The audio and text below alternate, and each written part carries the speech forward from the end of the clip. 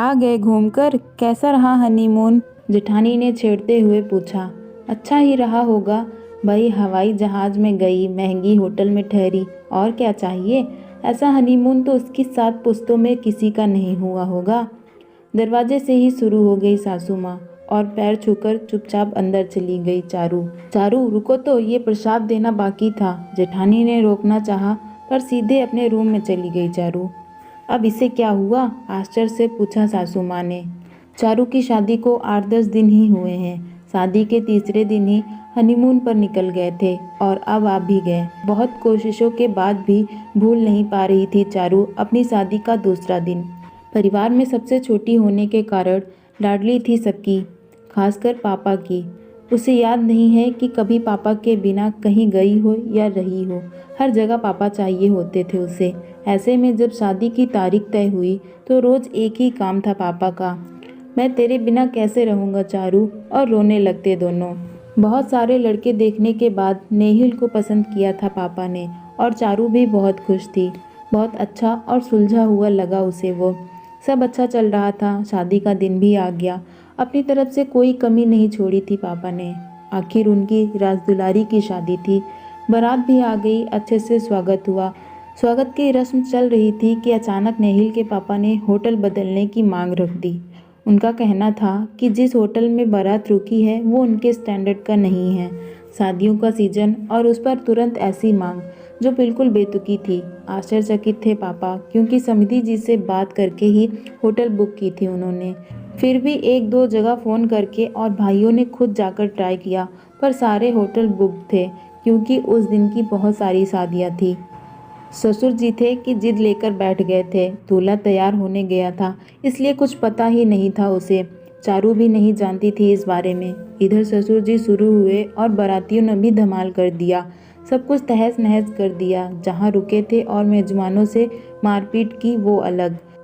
बड़ी मान मनुहार और हाथ जोड़कर मनाया परिवार के सब जेंट्स ने कि कम से कम नुकसान न करे। पापा को पता था कि चारू सहन नहीं करेगी ये सब, इसलिए सबको मना कर दिया था उसे बताने को। नेहिल को थोड़ी भनक लगी थी, पर उसके पास जानकारी ही अलग थी।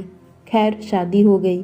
ससुराल में भी कोई कुछ नहीं बोला चारू से। हनीमून पर जाना था और थोड़ा सामान मायके में पड़ा था, इसलिए पापा को फ़ोन कर दिया चारू ने सामान लेकर आने के लिए।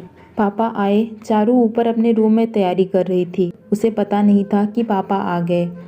अचानक जोर जोर से बोलने और गालियों की आवाज़ आने लगी नीचे से। एक बार के लिए लगा कि होगा कोई रोड पर। इतने में जेठानी दौड़ते हुए आई। जल्दी नीचे आजा चारू, वरना ये लोग नोच खाएंगे अंकल जी को।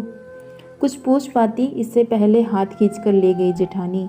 नीचे जाकर देखती है तो पापा हाथ जोड़कर बैठे हैं ससुर जी के पैरों में, और सासू माँ और जेठ लगातार गालियों और लानतों की बौछार किए जा रहे हैं। क्या हो रहा है ये सब? हाथ क्यों जोड़ रहे हैं पापा? रोना आ रहा था उसे भी। सब चुप हो गए। पापा उसके पास आए। मैंने गलती की है बेटा, इसी की माफ़ी मांग रहा हूँ। तू परेशान मत हो, खुश रह।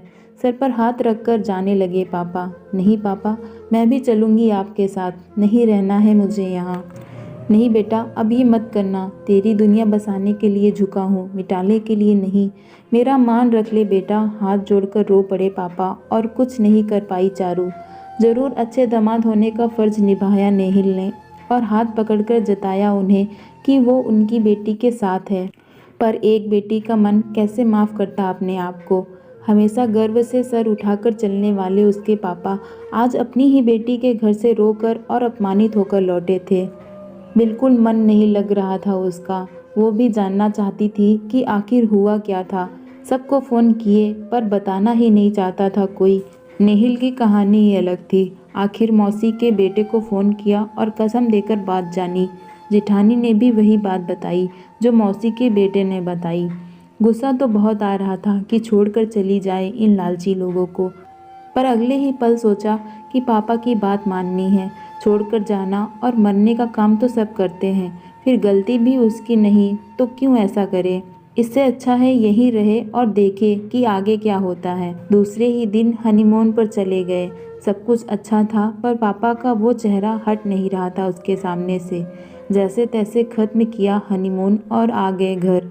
यही पूछताछ हो रही थी, कहाँ कहाँ घूमे, क्या क्या देखा। उदासी साफ झलक रही थी दोनों के चेहरों से। ठीक से किसी बात का जवाब भी नहीं दे रहे थे दोनों। इस पर गुस्सा आ गया पापा जी को। ऐसी क्या उदासी कि 10 दिन तक ना उतरे। इतना खर्चा करके भेजा था तुम दोनों को घूमने और वैसा ही मुंह लेकर वापस आए। डांटते हुए बोले ससुर जी। हाँ नहीं बहू, तूने तो मेरे बेटे को भी उदास कर दिया। और कितना खर्च करते तुझे खुश करने को।